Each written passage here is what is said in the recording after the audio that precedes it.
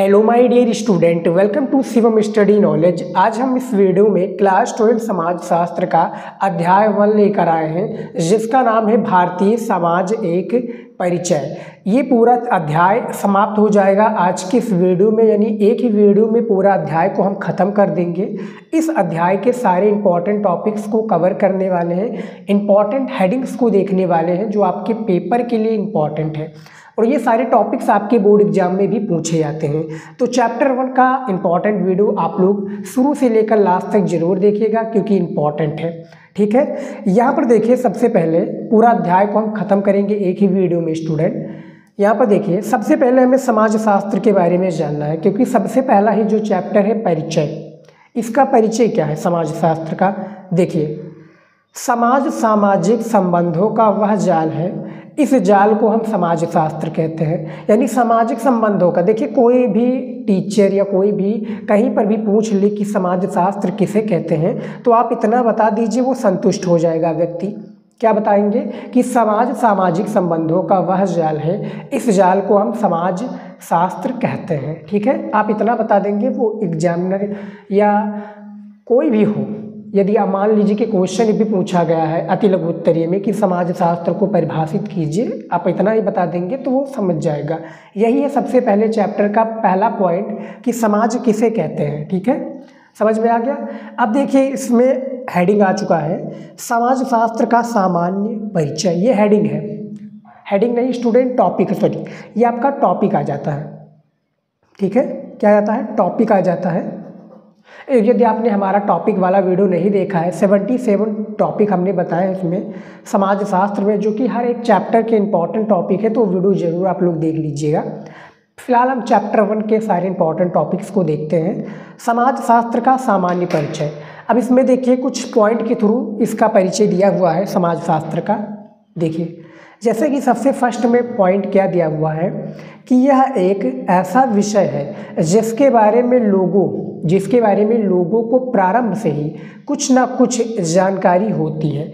प्रारंभ से कुछ ना कुछ जानकारी होती है, परंतु समाज का ज्ञान हमें औपचारिक या अनौपचारिक तरह से विद्यालय, घर या अन्य संदर्भ में सिखाया जाता है। यानी कहने का तात्पर्य, समाज शास्त्र जो हमारी आगे पीछे जो समाज है उसी के ऊपर ये आधारित आपका सब्जेक्ट है।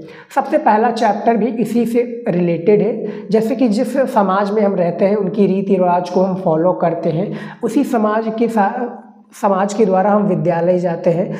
औपचारिक अनौपचारिक तरह से विद्यालय या घर या अन्य संदर्भ में हमें सिखाया जाता है। जिस समाज में हम रहते हैं उसी से हम सीखते हैं। ठीक है, ये इसका सामान्य परिचय हो गया। दूसरा परिचय देखिए क्या है कि हम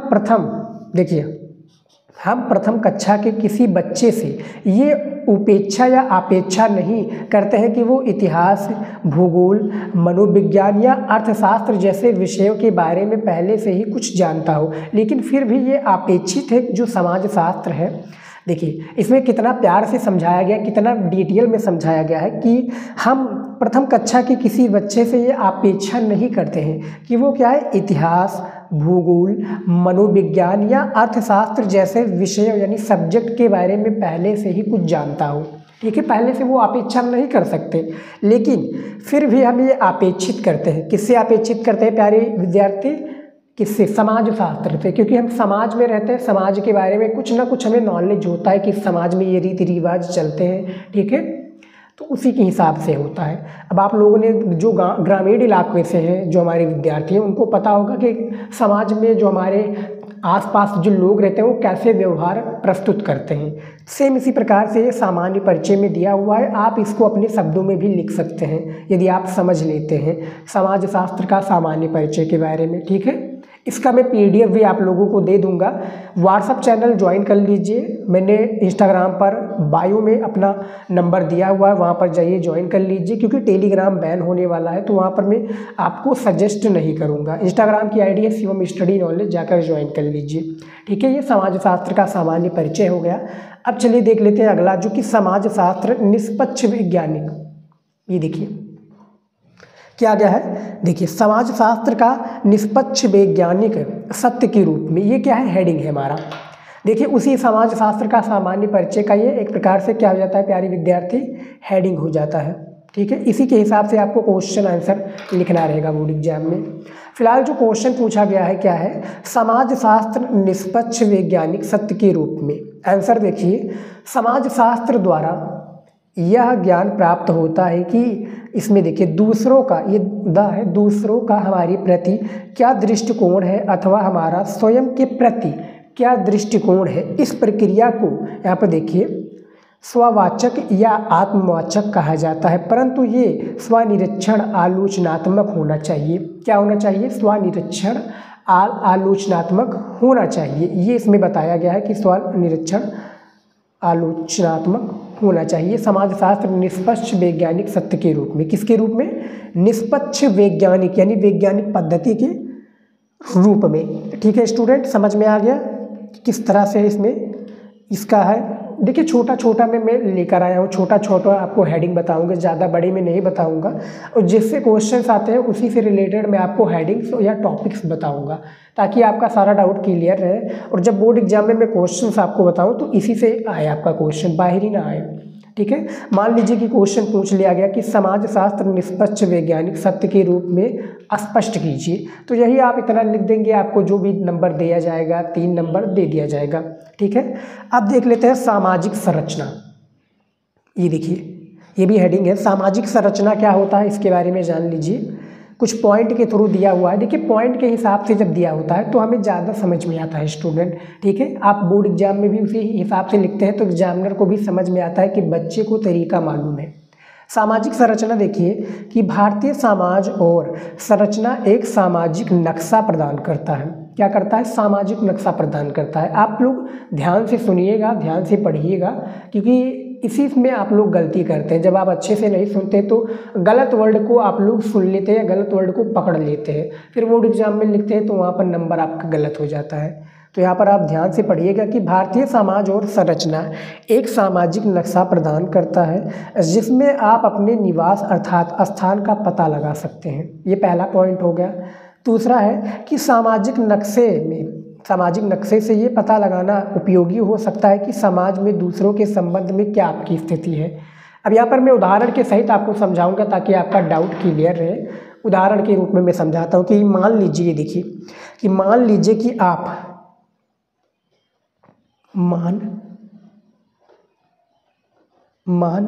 यहाँ पर देखिए, मान लीजिए, यहाँ पर देखिए गलत हो गया, मान लीजिए। ठीक है, मान लीजिए कि आप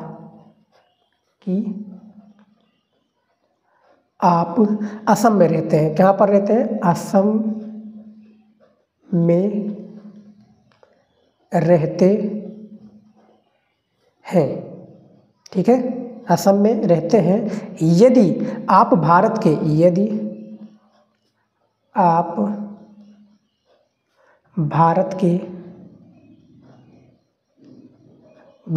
के भौगोलिक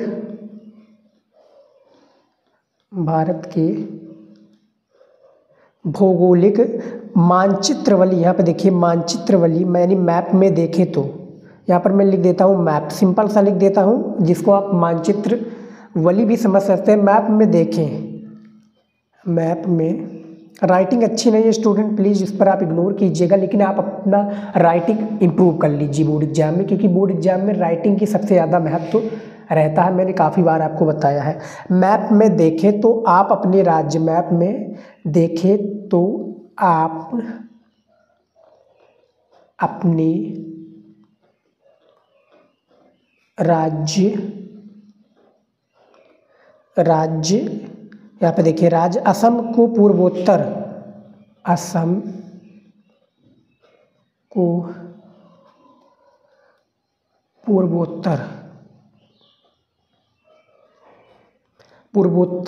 भारत के एक कोने में अवस्थित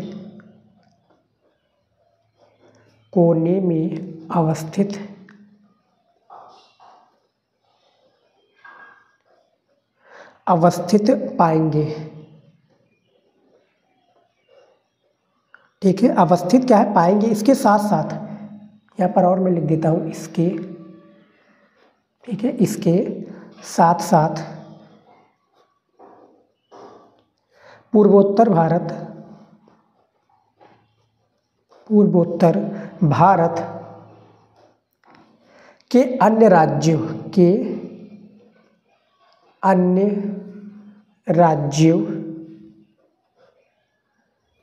की स्थिति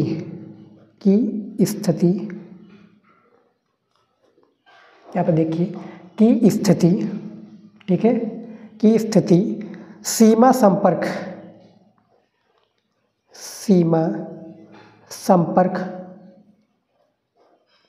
आदि को आप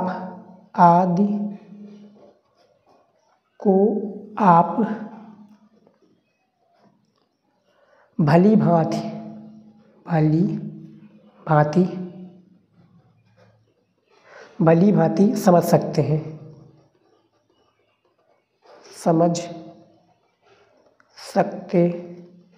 हैं।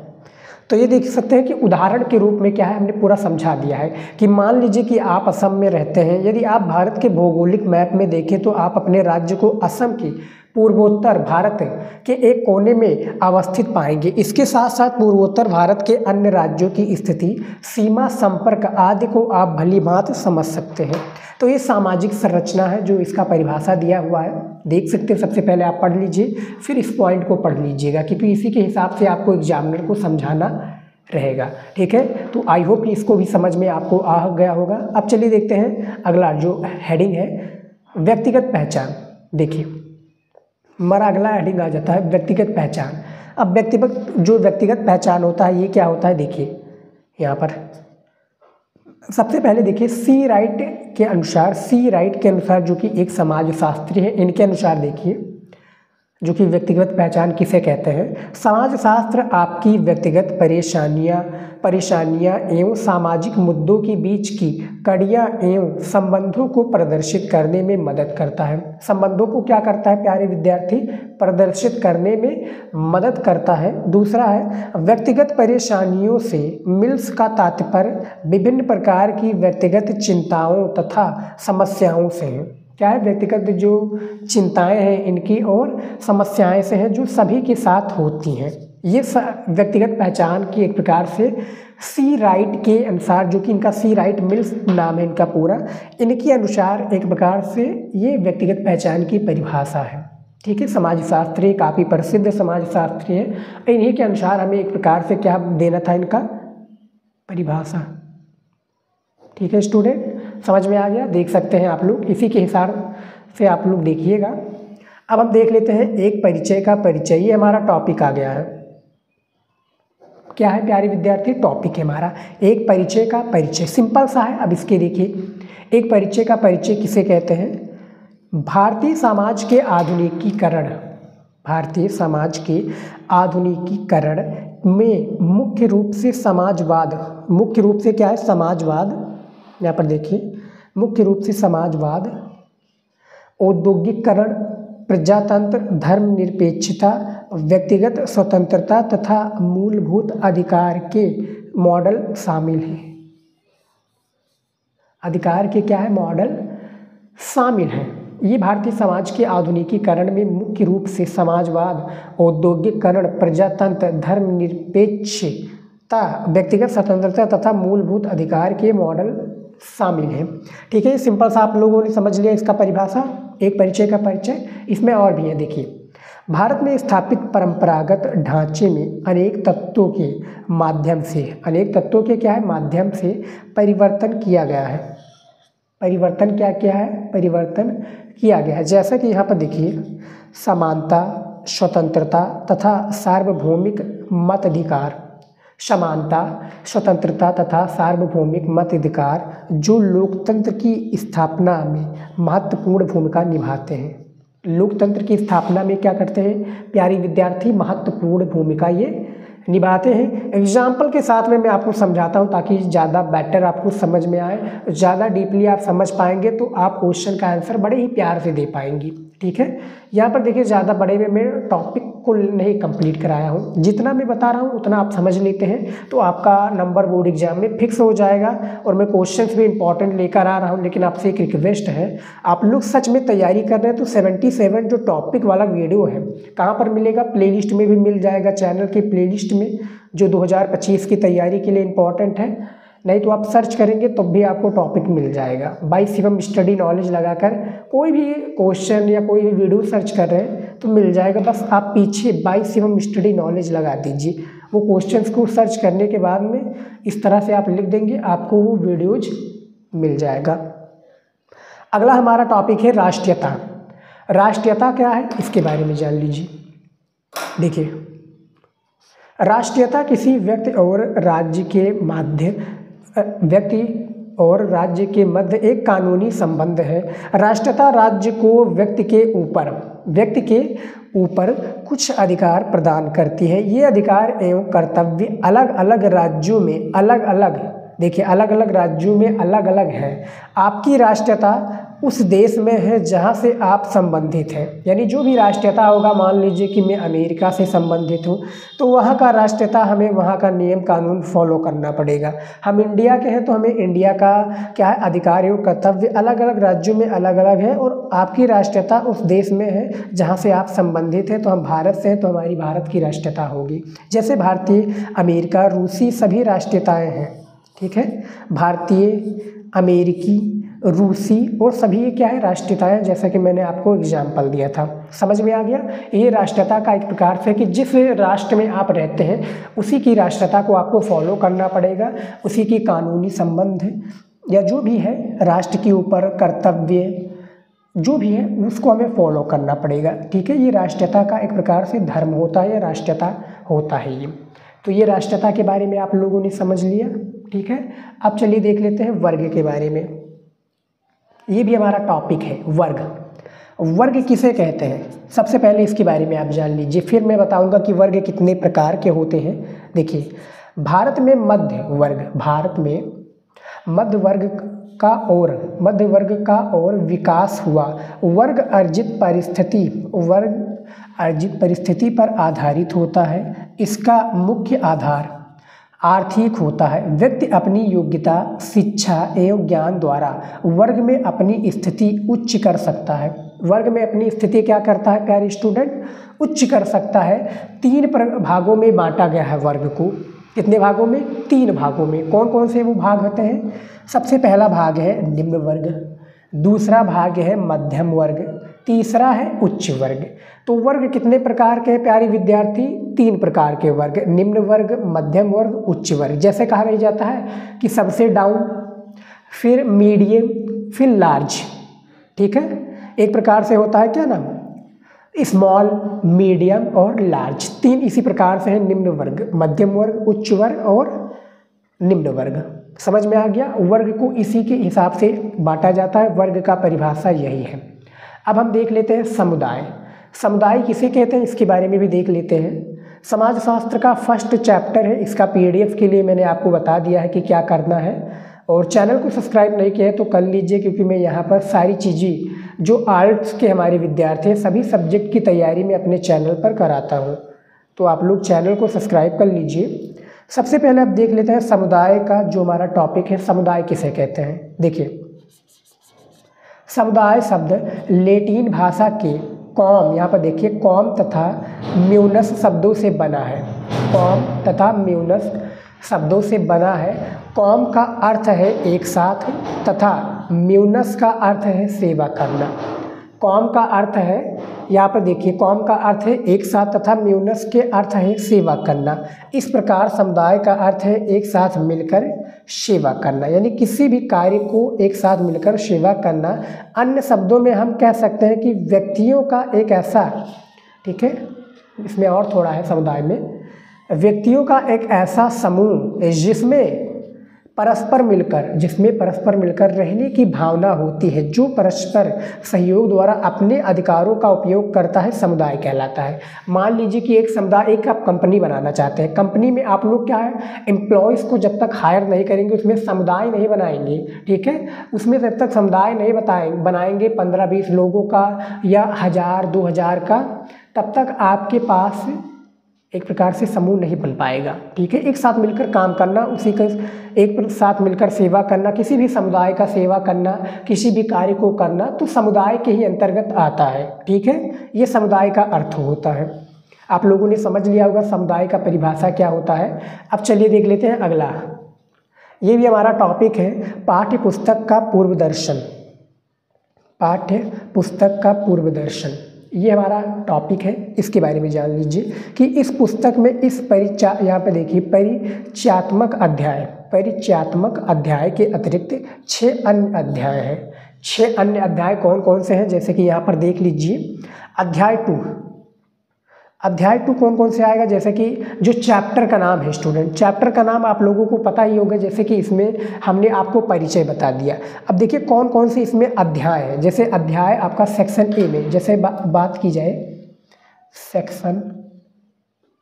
सेक्शन ए में ये आपके 6 अध्याय हैं। ये परिचय के माध्यम से बताया गया है। परिचय तो हमने चैप्टर बता दिया कि ये चैप्टर आपका है, इससे रिलेटेड आपको सारी चीज़ें इस सब्जेक्ट में मिलेंगी। दूसरा आपका जो चैप्टर है भारतीय समाज की जनांकीय संरचना, इसके बारे में भी मैं आपको बताऊंगा अगले चैप्टर में। तीसरा चैप्टर है आपका सामाजिक संस्थाएं, निरंतरता एवं परिवर्तन। अध्याय 4 है बाजार एक सामाजिक संस्था के रूप में, ठीक है। उसके बाद में देखिए अध्याय 5 है सामाजिक विषमता एवं बहिष्कार के रूप में, और अध्याय 6 है सांस्कृतिक विविधता की चुनौतियाँ, ठीक है। सांस्कृतिक विविधता की क्या है, चुनौतियाँ। तो ये अध्याय सेक्शन ए में अध्याय कितने प्यारे विद्यार्थी, अध्याय 6 है, जो कि चैप्टर 1 हमने आपको बता दिया भारतीय समाज एक परिचय, और ये आपके अध्याय हो जाते हैं जो चैप्टर 6 तक है, ठीक है। चैप्टर 6 तक ये आपके अध्याय है। दूसरे में आपका आ जाता है भाग 2 में, जिसको हम क्या कहते हैं, सेक्शन बी, ठीक है। सेक्शन बी में आपका आ जाता है भारत में सामाजिक परिवर्तन एवं विकास। उस अध्याय का आपका चैप्टर 1 उसमें होगा संरचनात्मक परिवर्तन, सांस्कृतिक परिवर्तन, संविधान एवं सामाजिक परिवर्तन, फिर ग्रामीण समाज में विकास एवं परिवर्तन, औद्योगिक समाज में परिवर्तन और विकास, भूमंडलीकरण एवं सामाजिक परिवर्तन, जनसंपर्क साधन और जनसंचार, और सामाजिक आंदोलन। ये 8 चैप्टर आपके रहेंगे सेक्शन, ठीक है, सेक्शन बी में, ठीक है प्यारे विद्यार्थी। चैप्टर 6 आपके सेक्शन ए में है। तो सारी चीज़ों के बारे में बताऊंगा। हालांकि देखिए ज़्यादा चैप्टर का मैं वीडियोज नहीं ला पाऊंगा, क्योंकि मुझे इंपॉर्टेंट क्वेश्चंस बताना है, टाइम कम है। सारी चीज़ें हमें इंपॉर्टेंट क्वेश्चंस को ही लेकर चलना पड़ेगा, ठीक है। जिन विद्यार्थी ने कुछ नहीं पढ़ा उनके लिए मैंने अलग से वीडियो बनाया हुआ है। तो फिलहाल स्टूडेंट इस वीडियो में इतना ही, मिलता है नेक्स्ट वीडियो में। जय हिंद।